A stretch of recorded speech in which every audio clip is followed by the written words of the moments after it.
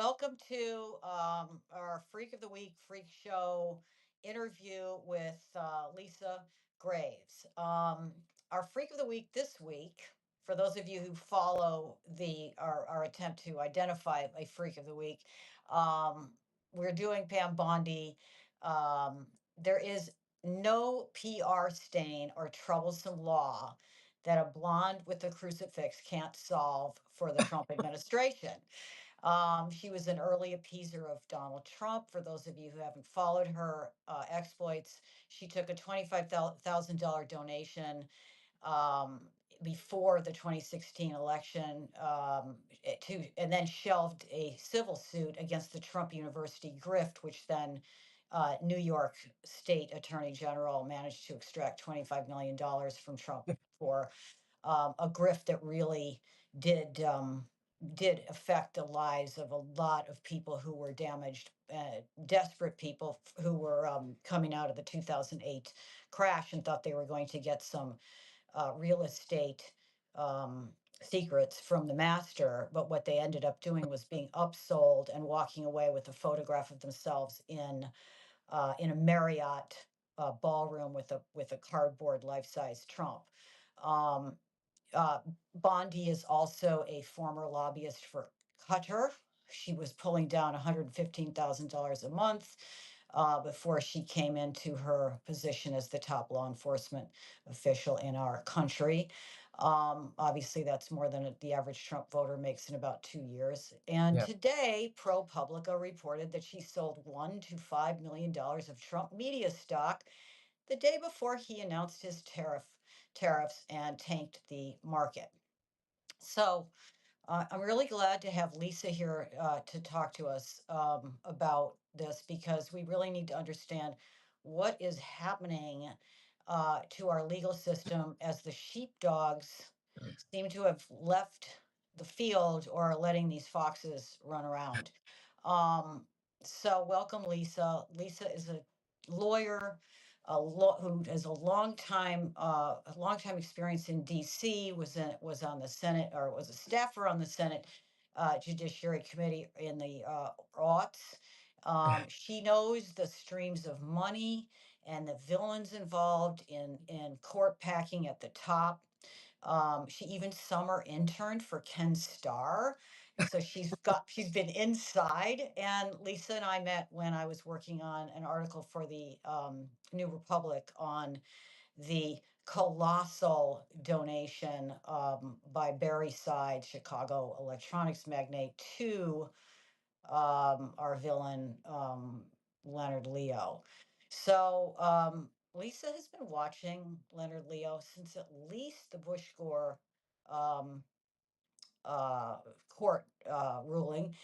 And I just would like to talk to you about, before we get to him, having this kind of lawless situation, let's say, at the top of our legal system. Um, what does it mean in practical terms to have an attorney general who is operating like this? I know we forgot to mention that she most recently um, decided or ruled that the taking of a $400 million gift from the Qatari royals doesn't really offend American law in any way. So just, give us some thoughts on our attorney general and where we're at here before we get to John Roberts. Well, thank you, Nina. It's so wonderful to be on your show. And I am such a fan of your investigative reporting over the years. I just am honored to be here with you. So thank you Thank for you. inviting me on. And, I was Deputy Assistant Attorney General in the Office of Legal Policy, Office of Policy Development at the Justice Department under both Miss Janet Reno and Mr. John Ashcroft. And so I had the wonderful experience of working for Miss Reno, a person of just tremendous, enormous integrity. Mm. And then I had a brief period of the transition with John Ashcroft, which is, there are stories I could tell, perhaps over drinks, but it was surprising in lots of ways. And yet John Ashcroft looks like a great attorney general Mm. compared to Pam Bondi. And that's in part because even though John Ashcroft was certainly a partisan Republican. He, had a track record of being on the right wing side of all of these sort of legal policy issues. He still had a baseline reverence for the role of the Justice Department and its separate role from the White House. And you could see that in the stories that came out about a decade and a half ago, actually 2 decades now, about James Comey and what they call the terror surveillance program, the president's program post 9/11, and Mhm. the fact that Ashcroft rebuffed Alberto Gonzalez and Andy Card and said, the deputy attorney general is now the acting attorney general. And if he says this program cannot go forward, it cannot go forward. So you had that, and he was in a hospital bed. There was this race to the hospital to try to get him, weak to in a weakened state to sign off on this program, the renewal of this program. And he, even in that state, said no. If the acting attorney general says no, um, we have to say no and get this program fixed if it's unconstitutional, which it was. And now you have a person in the office of the attorney general who acts like I mean, she certainly has the mantle of authority of the attorney general, but she basically is acting like Trump's personal attorney. She's acting like someone who is just serving him rather than serving justice, rather than serving our nation. And the obsequiousness of her comments toward Trump, it's really extraordinary how much she kisses up to him, and then that's just verbally, right? And then you see the actual actions of her as attorney general, including this signing off on this, like, the biggest bribe ever in U.S. history, the biggest emolument, which the Constitution, in Section 9 of Article 1 of the Constitution, which I have right here somewhere, it literally says that a no officer of the United States can accept emoluments or gifts from kings, foreign authorities. And yet, she signs off on it, and she had been, as you mentioned, the lobbyist for Qatar. She claimed she didn't get the whole 115 a month, but she didn't say how much of that 115K a month she was getting as part of that retainer. I'm sure it was substantial. So she didn't recuse because of a conflict from a recent client. Didn't say no, which is the obvious correct answer. A president cannot accept a gift. And then Trump's notion that he gets to accept it because it's really valuable.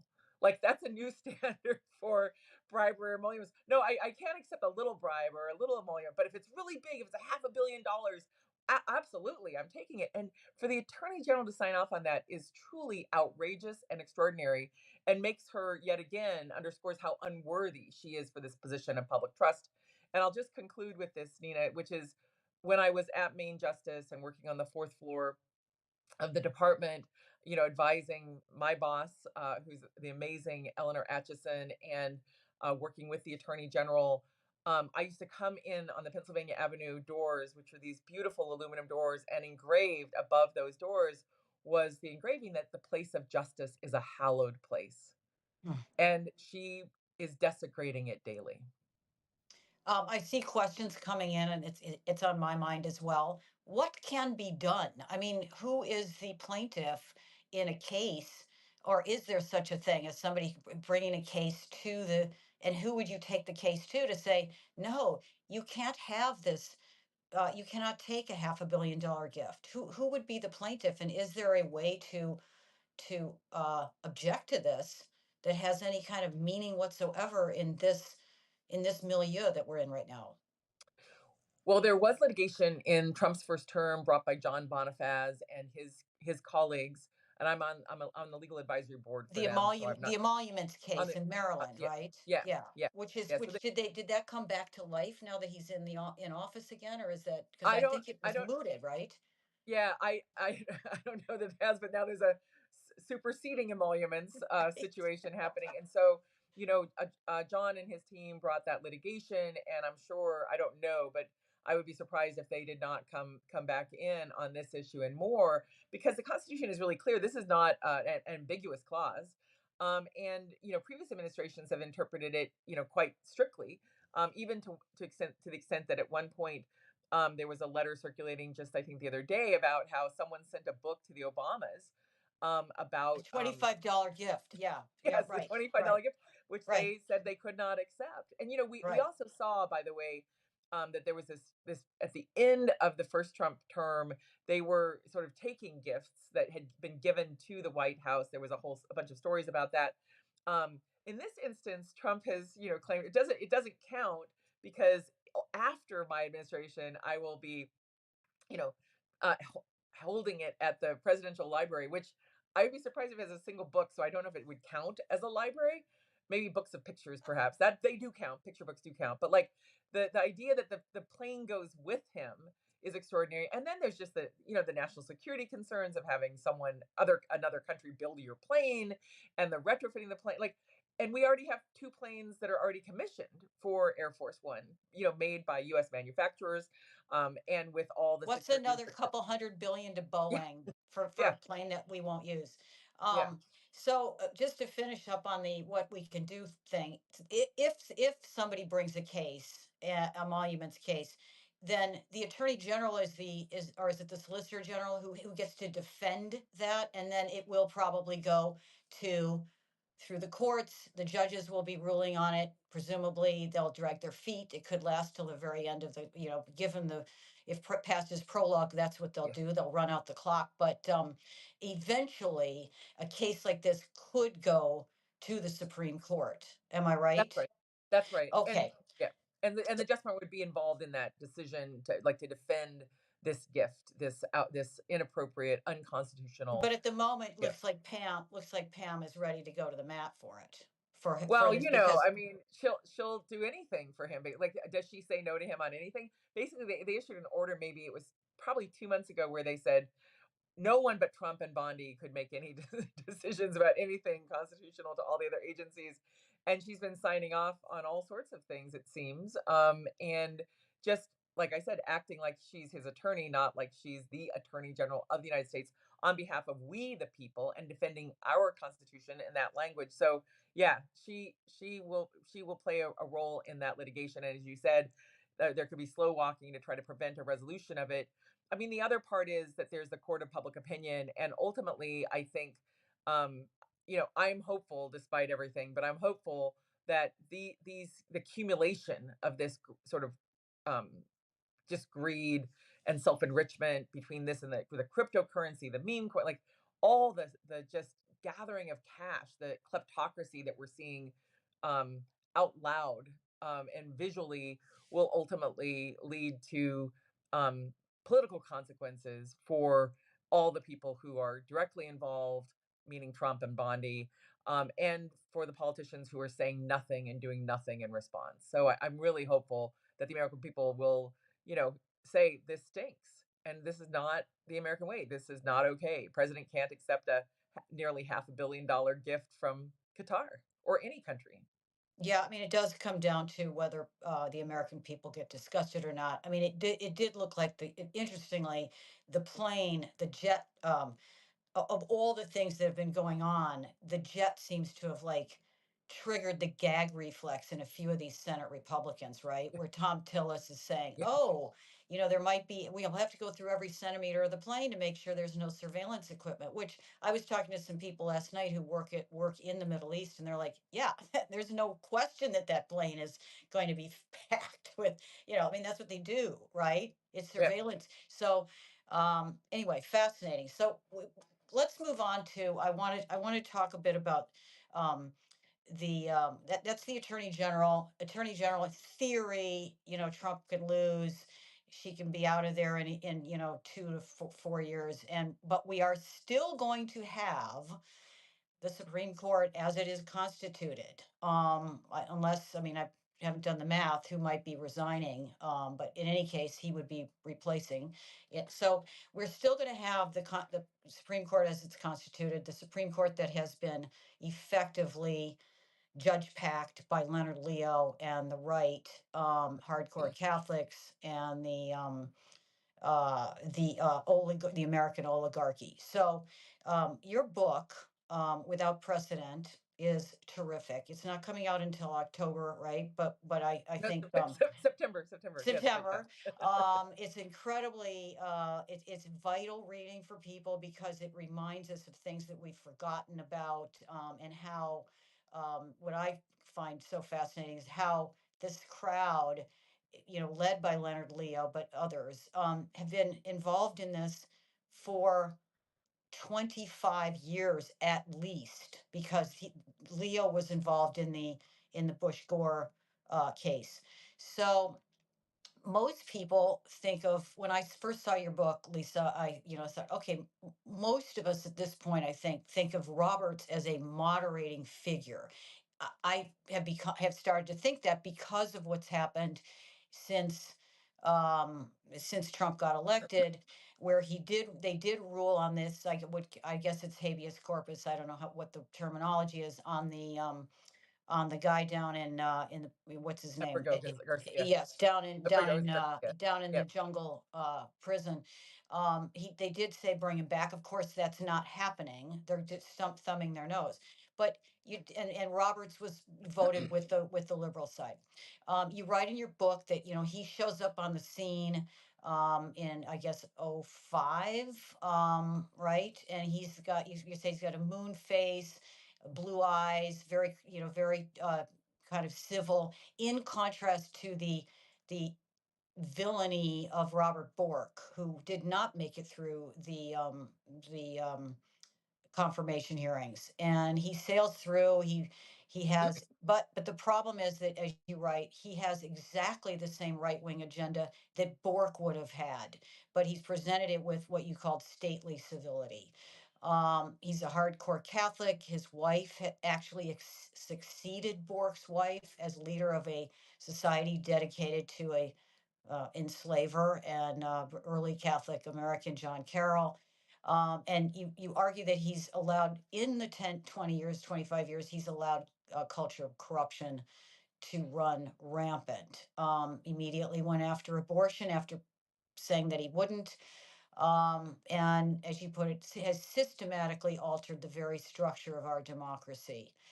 Um, what role do you think Roberts is going to play with respect to the Trump agenda now and going forward? Is there any hope that he will be a moderating influence, given what you Well, know? thank you so much for that question, Nina. The book is coming out this October. It's available for advance order. I feel like I have to say that, although I'm not a really good Pre-orders are important. pre-order. Get it on the I'm not. Times bestseller list. You got to pre-order. Yes, pre-order. Everybody go to Amazon right now and pre-order. But when I started writing this book, I was, I guess the backstory is I tried to stop John Roberts from getting on the DC circuit as a pathway toward getting on the Supreme Court back when I was the chief counsel for nominations for the Senate Judiciary Committee. And so I was very concerned when he was nominated that first of all, I thought he was going to be the one that they would nominate if they got a vacancy. And I was very concerned because I used to say the best thing that ever happened to John Roberts was that Clinton won, so he could spend 8 years sort of working the crowd in Washington, D.C., in order to pave the way for him to go back into a judgeship, because he could then do a little pro bono here and there and try to curry favor, or get people to not object to him. And he went through, although there were some members like Senator Schumer who voted against him and others, but he is a sort of a movement right winger. He just looks the part of some sort of neutral and fair guy, but in fact he has used the court for the past nearly 20 years to advance this right wing agenda with patience, just systematically moving the goalposts. And in the case of our democracy, he's been a singularly destructive force on the Voting Rights Act, for example. His efforts to gut the key enforcement provisions of the Voting Rights Act, they have been devastating to our democracy. Since that decision happened over a decade ago, we've just been facing a spate of restrictions on Americans voting, making it harder for Americans to vote. John Roberts sort of authored this chapter of American history, and he didn't just do it sort of out of the blue.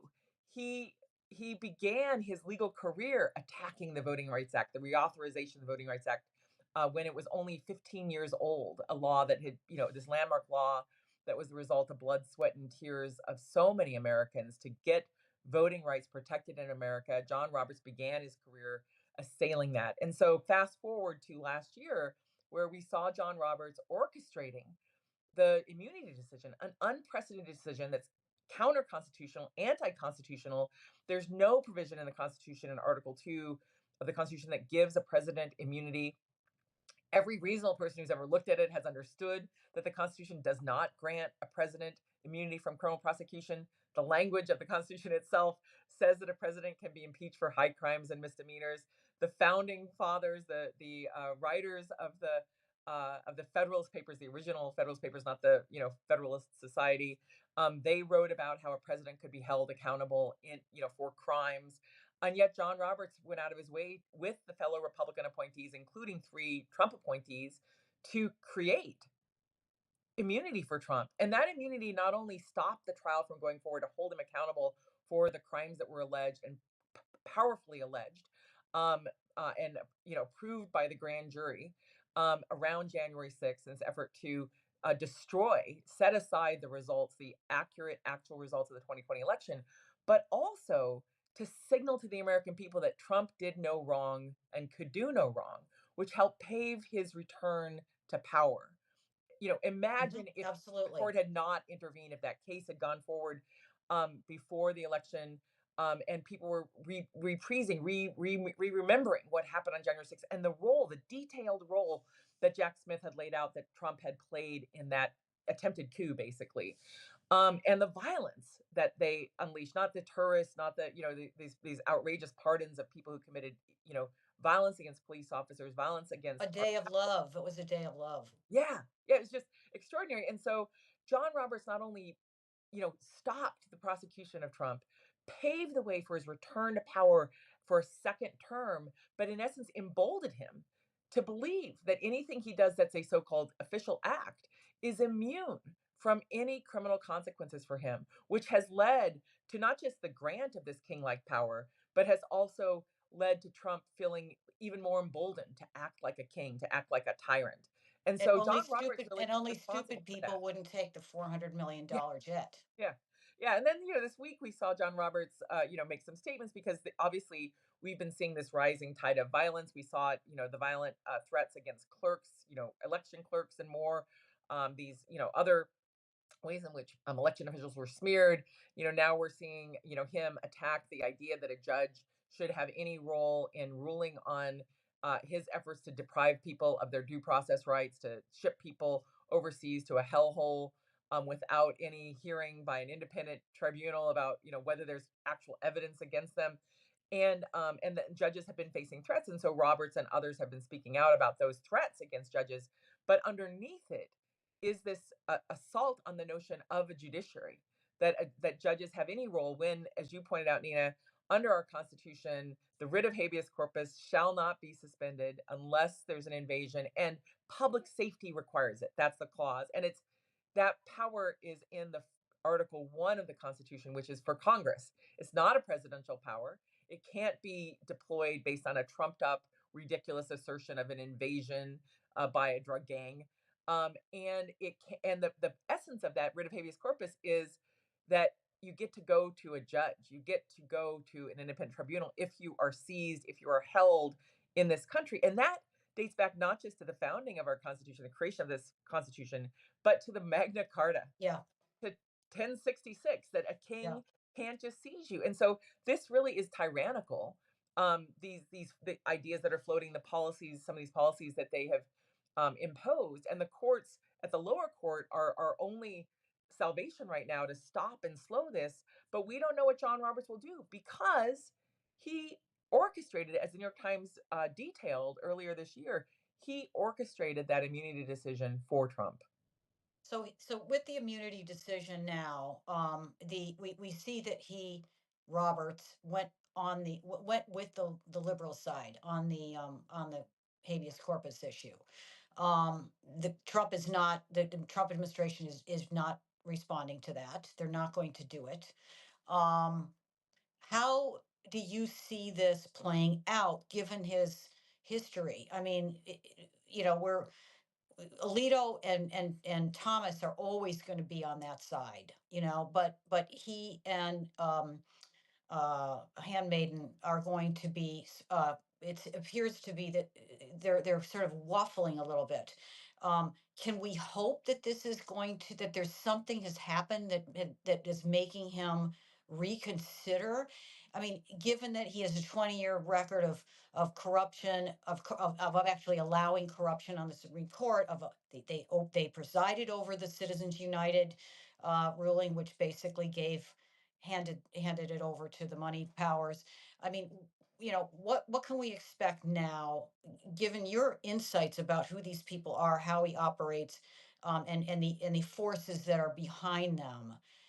Can we hope that they're going to stand up against some of this behavior? Is it shocking him? That, I mean, it can't be, because he knew that this. They knew when they gave this guy immunity what he was. Yeah, I mean, What comes next in your crystal ball? well, it really is. We are at a really critical point in our democracy, in our economy, in the idea of the United States. And I do hold out some hope, because there have been signs, like you said, in the decision involving Kilmar Abrego Garcia, to say that the government has to facilitate his return. Although that was sort of weasel language, it wasn't as strong as it could have been, but it affirmed the baseline, which in our Constitution, in two different parts, it expressly says that the federal government and the state government cannot deprive a person of life, liberty, or property without due process of law.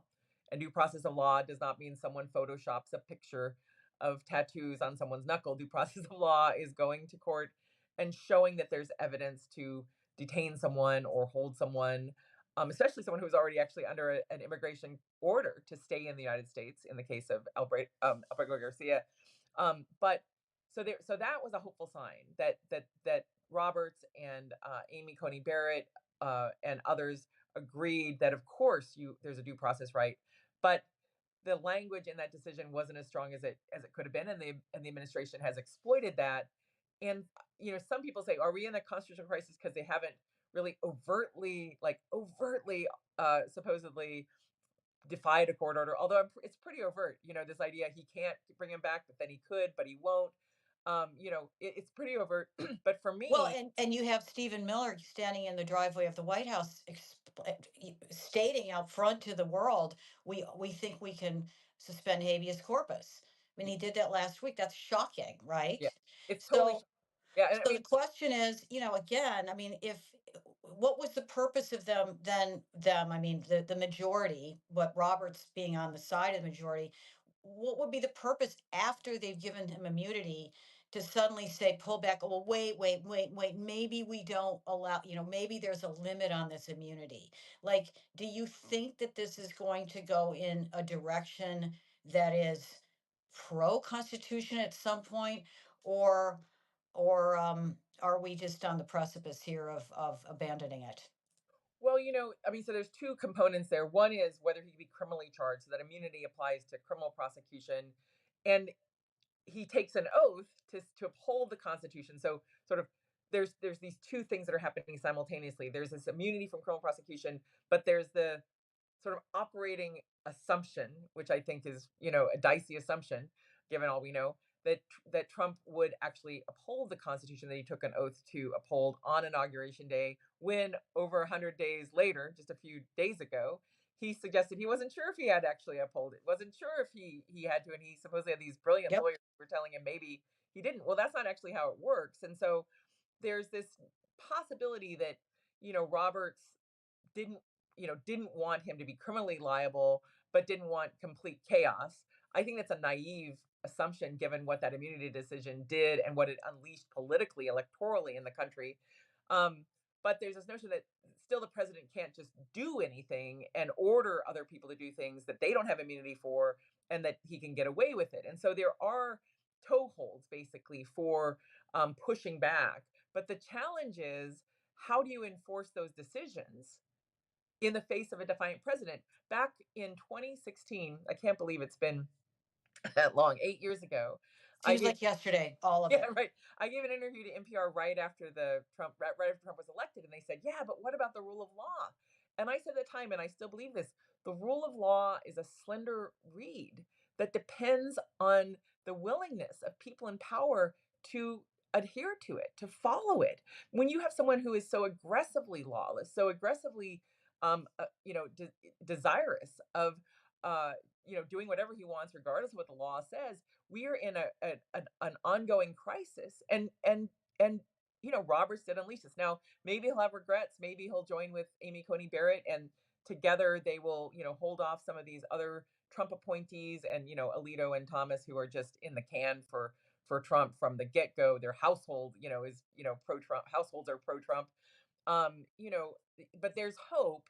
But even if Roberts, and this Democratic appointees, and another Republican appointee stand up to Trump, there's the question of whether Trump will follow it and what happens next.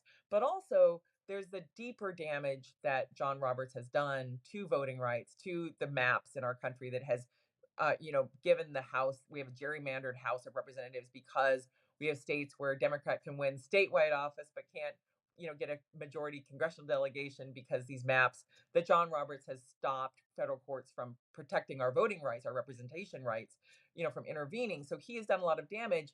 And then the question that was up yesterday, if you'll let me just pardon me for just dropping in it, there were two questions in essence yesterday. There was the surface question in the argument before the Supreme Court about nationwide injunctions, but the underlying question was about birthright citizenship, which again is in the plain language of the Constitution, that if you're born in the United States, you're a citizen. That's just been the law. That's what the It's law says. 200 years old.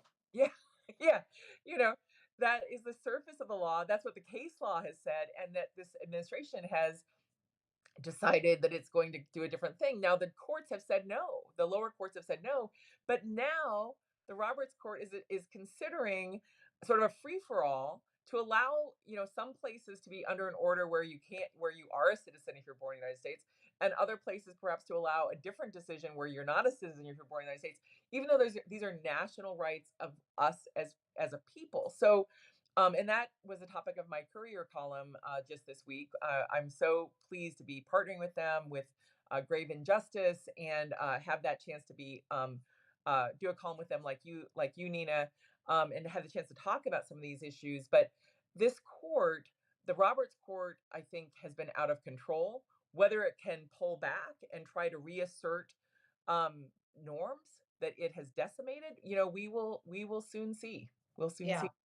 Well, I want to conclude.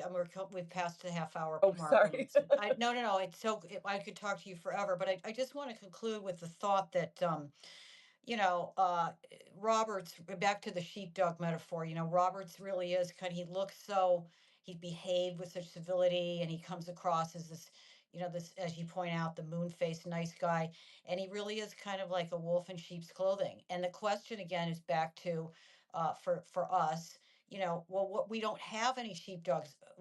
The guardrails are gone, and these people that are supposed to be leading us and holding back this tide of just rapaciousness and greed and corruption and kleptocracy. And that's, I mean, I'm talking about the Republican senators, and I'm talking about these judges, are they're just not doing their job. And so, everybody's kind of standing around in this country in a kind of jaws agape, and waiting. And I'd like you to read, if you would. You put this wonderful epigraph on the opening part of your book from Frederick Douglass, and it just gives me chills when I read it, and I thought, this is really it. And I wonder if you could just read that to our viewers, because I can't put it up on the screen. Sure. People really need to think about this. Yes. So go forth in the This is voice, in your voice, but of the great Frederick Douglass. this is from my hero Frederick Douglass. He had a newspaper, an emancipation newspaper called the North Star, and my organization True North I is in didn't know that. homage. Yeah, to his, because I wouldn't want to take the name of his great paper, but he's one of my heroes, and he said he's just such a courageous man, Hmm. and so eloquent, and he was one of the only, I think was the only man who was at Seneca Falls for the Declaration of Yeah, Women's Rights I've and heard Equality. that. Yeah, so he really was, he walked the walk and talked the talk, but he gave a speech in 1857 that I think is powerful now, and he said, "Power concedes nothing without demand. It never did, and it never will. Find out just what any people will quietly submit to, and you have found out the exact measure of injustice and wrong which will be imposed upon them, and these will continue until they are resisted. The limits, no, ellipsis there, the limits of tyrants are prescribed by the endurance of those whom they oppress. Exactly. Everybody look at that quote. It's fantastic. It's the question is, how much are you willing to put up with? And we'll have another discussion at some point about what we can do. I'd love to have you come back on, Lisa, and talk about the ways that people can respond to this, and within the limits of the law. So thank you so very much for coming on, and all listeners, thank you for listening to this week's Freak of the Week, and we'll see you next week. Thanks, Nina. Thank you all for joining. Take care. Bye bye. Bye.